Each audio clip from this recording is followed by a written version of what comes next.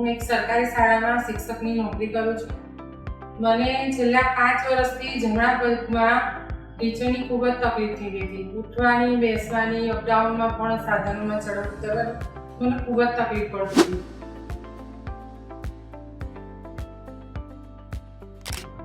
એ પછી હમણાં 19 દિવસ પહેલા મારી રિક્ષામાં ઉતરતા મને સહેજ આંચકો લાગ્યો, એમાં મારી ગાદી ફાટી ગઈ અને અમારે એક સુથાર સમાજના જે સર છે ચંદ્રકાંતભાઈ, એમણે મને આ ઓરબિલ સાનો એ ડૉક્ટર સાહેબનું મને રેફરન્સ આપ્યો અને અમે તરત જ એમનો સંપર્ક સાધ્યો. એ સાહેબ દ્વારા મારું તરત અર્જન્ટમાં તાત્કાલિક ઓપરેશન કરવામાં આવ્યું. મને બીજી બધી પણ ઘણી બધી ક્રિટિકલ તકલીફો હતી.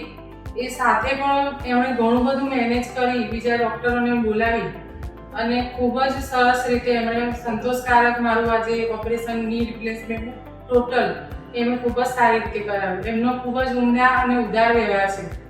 એ સિવાય એમના જે ફિઝિયોથેરાપીમાં જે બેન આવે છે શિવાંગી મેમ, એ પણ ભલે ઉંમર એમની નાની છે પણ એ બહુ જ ખૂબ સારી રીતે પેશન્ટો જોડે એમ કે કેવી રીતે એમને હિંમત આપવી અને કેવી રીતે એક્સરસાઇઝમાં એમને હેલ્પ આપી અને એમણે પણ મને ખૂબ હેલ્પ કરી છે. તમારે કહેવું જ શું, એમણે જે મને ડર હતો, જે બીક હતી, એ બધી જ એમણે મારી સાથે ખૂબ જ સારી રીતે કોઓપરેટિવ થઈ અને ખૂબ જ મારી રીતે શાંતિથી અને ધીરજથી મારી જોડે કામ લીધું. અને જે મોર એમના પીછાથી સુંદર હોય, શોભતો હોય, એવી રીતે ઉર્વિલ શાહના જે સ્ટાફ છે એ પણ એમણે ખૂબ જ સરસ કામ કર્યું છે. 4 દિવસ હું હોસ્પિટલમાં રહી પણ મારા કોઈ રિલેટિવને મારે બોલાવવા પણ નથી પડ્યા. એટલી સરસ એ લોકોએ અમને મારી સાથે વ્યવહાર કર્યો છે.